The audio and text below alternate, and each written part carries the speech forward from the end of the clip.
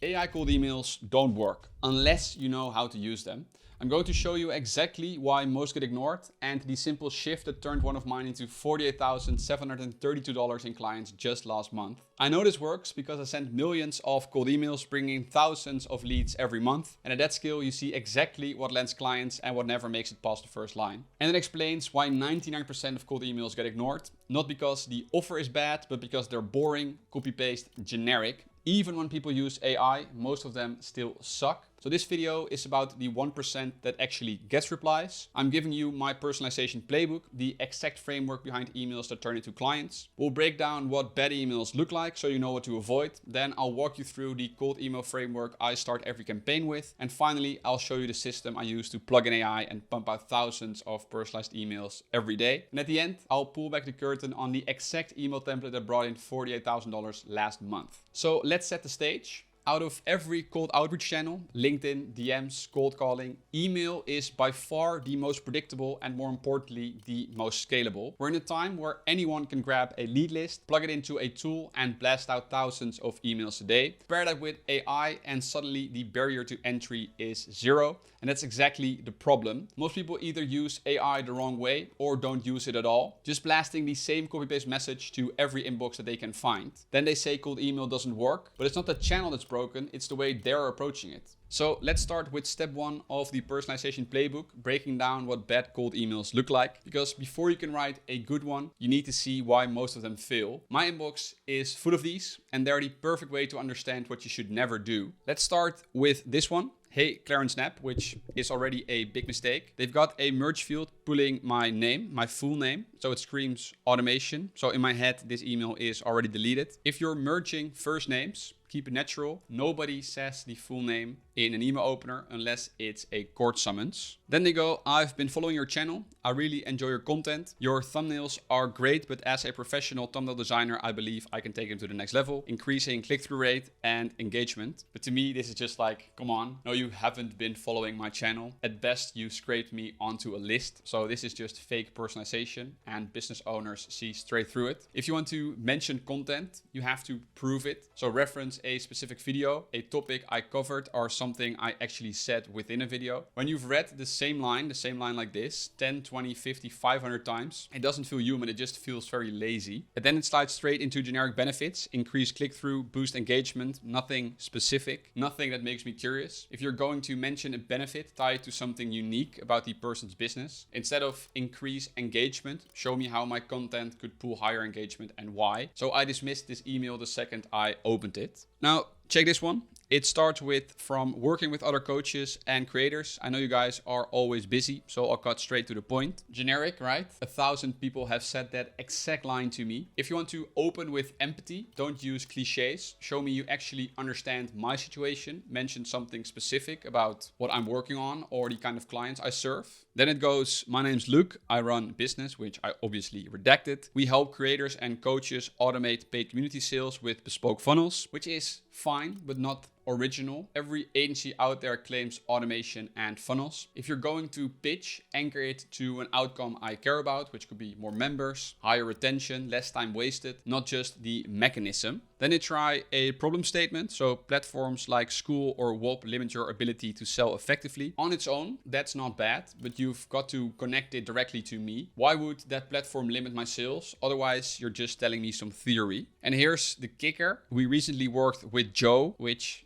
Joe, already stop. If you're going to use a case study, at least drop the full name or the business. When you just say Joe, it looks like you made it up. And even if you didn't, it still feels very lazy. A good case study is specific. Something like, we worked with Sarah at Growth Lab. She was struggling to convert trial members and here's the outcome. That's something that's credible. This one straight to the trash. Now here's another one. Hey Clarence, I've followed your content for a while. Your marketing mindset is straight up elite. Well, probably not. That's just generic flattery dressed up as personalization. If you want to compliment someone, you have to be specific. As I said, mention a video, mention a post, or mention an idea I actually shared. Otherwise, it just feels terribly fake. Then they go, I help founders like you increase response rates with cold emails that actually sound human, not robotic templates. Well, isn't that ironic? Because this entire email sounds to me or reads to me very robotic. If you claim to write human sounding emails, prove it by actually sounding human. Write like you'd talk if we were grabbing coffee. Simple, direct, natural. They close with, got a quick idea for one of your campaigns, mind if I send it over? And look, that last line isn't too bad. It creates curiosity and gives me an easy yes/no response. But when it's surrounded by fake engagement and generic fillers, it kills any chance of me replying to this email. If this email had just started with the curiosity line and backed it up with a real example or insight, it actually could have worked. But the way it's written now,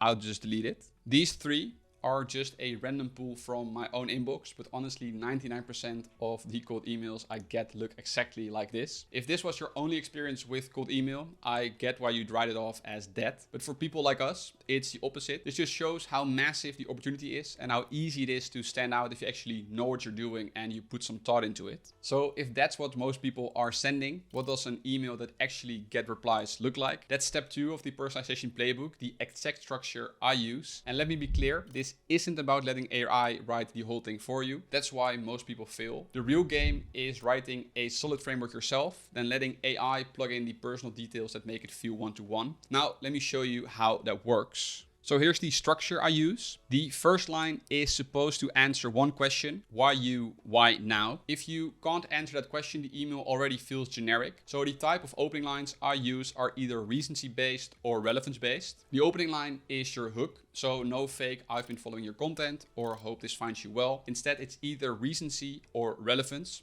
Recency means something new, a LinkedIn post they made this week, a funding round they just closed, a role they were just promoted into. And relevance means something ongoing like team growth, a new hire, or a change in their market. For example, you could say something like, hey Sarah, saw your LinkedIn post about, or hey Tom, noticed Jennifer just joined your team 4 months ago. Looks like you're scaling outbound pretty hard right now. Both of these lines do one thing, prove this email isn't mass blasted. And this is where AI earns its keep. If you feed it the right data, it can surface those recency or relevance details at massive scale. Now, the second line is where you would poke the bear. You've already proven this email isn't mass blasted with the opener. Now you drop a message that makes them stop for a second. And this isn't where you pitch your whole service. It's where you test different angles. Every business has a few levers: save money, make money, or save time. That's it. So instead of guessing which one will land, I rotate them here. So for one campaign, I'll hit the cost angle. Another campaign, I'll push growth.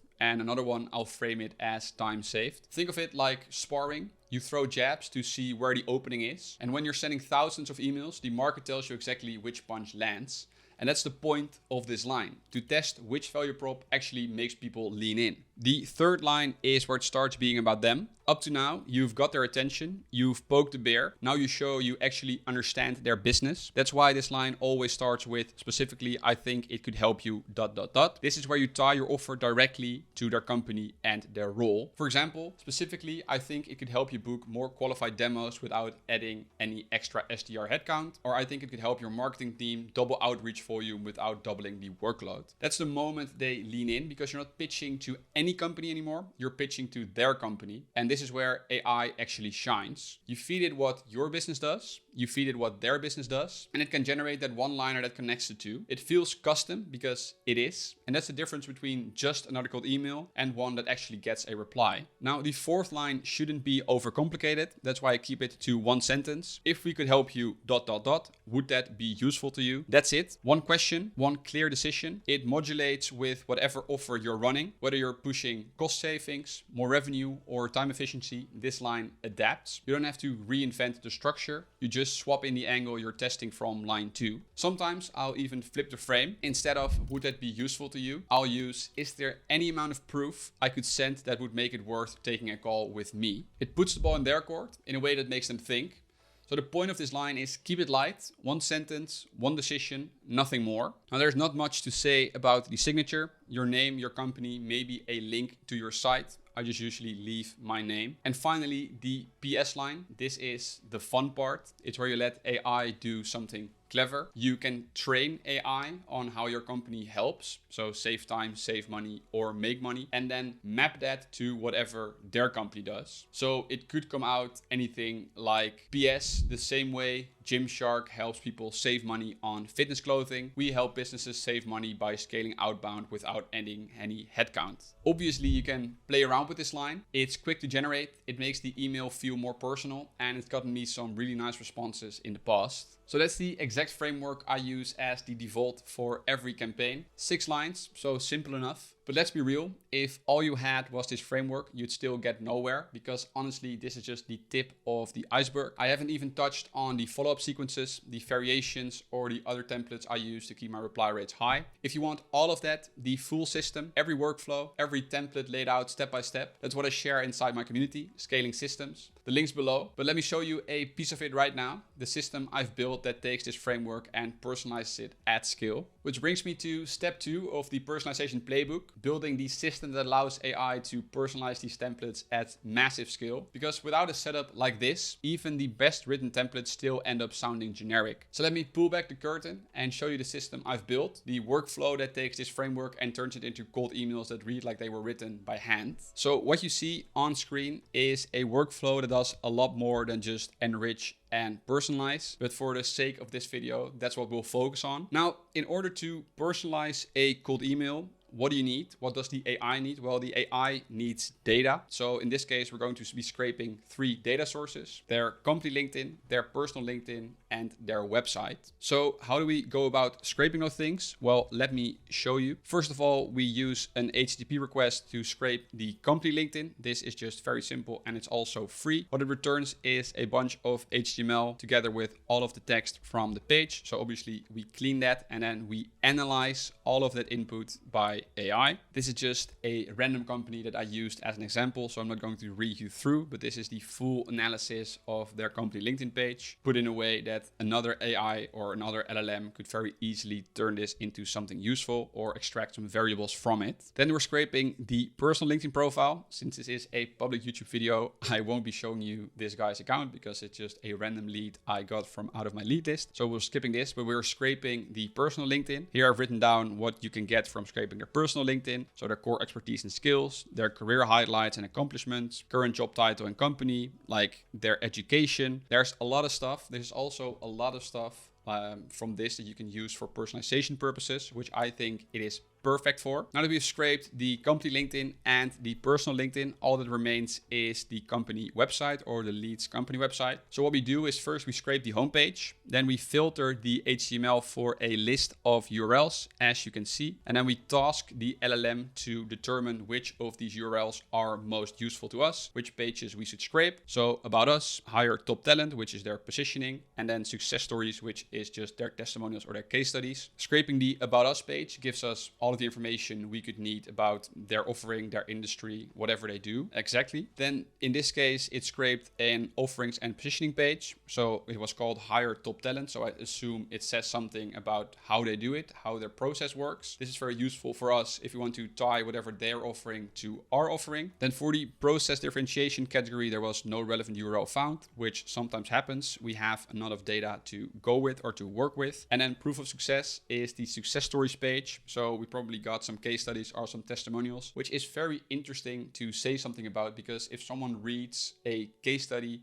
or reads about a case study they post on their own website, they're pretty intrigued because they think you've done your research and actually read whatever you are telling them in the email. Now, obviously, all of these pages, which are 4 extra pages, get scraped and analyzed as well. So we end up with all of the information from their company LinkedIn page, all of the information from their personal LinkedIn page, and almost all of the information from their company website, which is everything the AI could ever need to actually personalize the email or whichever template we can think of. Now, to top it off, for this specific template, I also scraped the person's LinkedIn post, so I can very quickly show you, or this is a better one.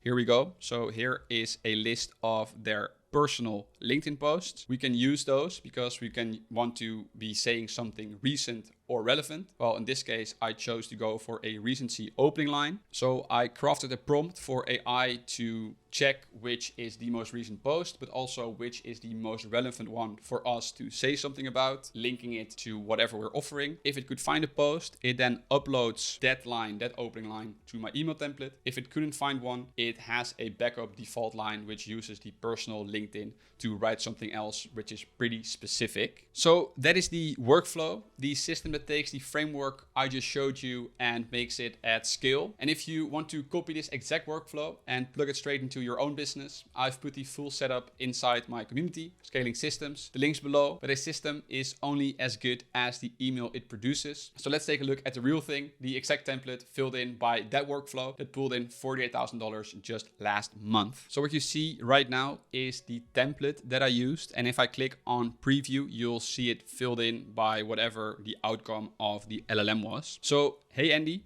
came across your LinkedIn post about the part 1 project. Really interesting to see how you lifted conversions by optimizing their checkout flow. Now, this is already night and day compared to the fake I've been following your content openers we roasted earlier. This one is anchored in something real, a LinkedIn post, a specific brand, and a measurable outcome. It instantly proves the email isn't mass blasted, and it earns me the right to keep on talking. Ever thought about how much more revenue you could generate if you added new e-com clients at the same pace? You improve their conversion rate. This is the jab. I'm framing a problem they can't unsee. So it's not as abstract. It's tied directly to what they already care about, which is conversion rates. And the question forces them to imagine the money left on the table. That's tension, and that's the reason why it works. Specifically, I think we could help you win more of these clients by automating your outbound. So instead of burning hours on prospecting, your team can double down on CRO work that actually drive results. Here's where it flips to personal. It's not just we help agencies.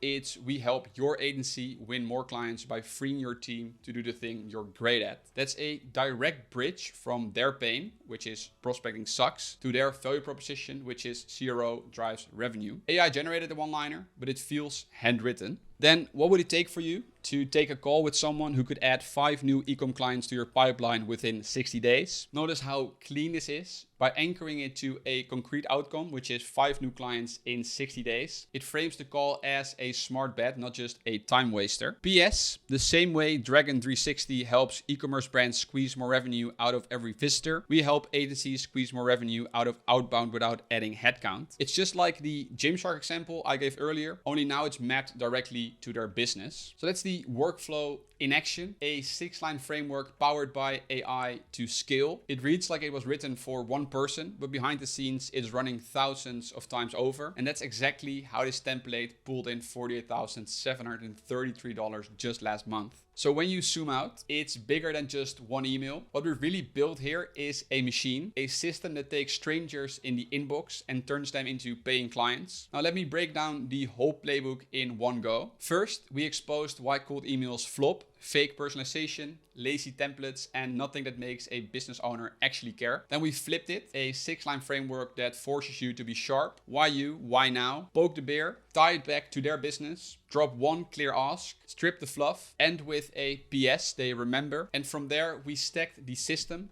plugging AI into that framework so it scales. That's the difference between blasting noise and sending thousands of emails that still feel one-to-one. And finally, the proof, the exact workflow and email that pulled in 48K for me last month. That's not theory. That's what happens when you combine structure with execution. And that's the personalization playbook. It's simple, it's repeatable, and it's unfairly effective. Run it and cold email goes from spam that nobody answers to the most predictable client getting channel you'll ever use. And this is just one piece of the system that I've built. You've seen one template and one workflow, but I've got dozens more. The same follow-up sequences, variations, and automations I use to scale my agency past $100,000 a month. If you never want to worry about where your next client comes from and you want to use the power of cold email to build a predictable pipeline, you can copy everything inside Scaling Systems, all the templates, all the workflows, step by step. The link is in the description below. Look in your spot today, and I'll see you guys inside.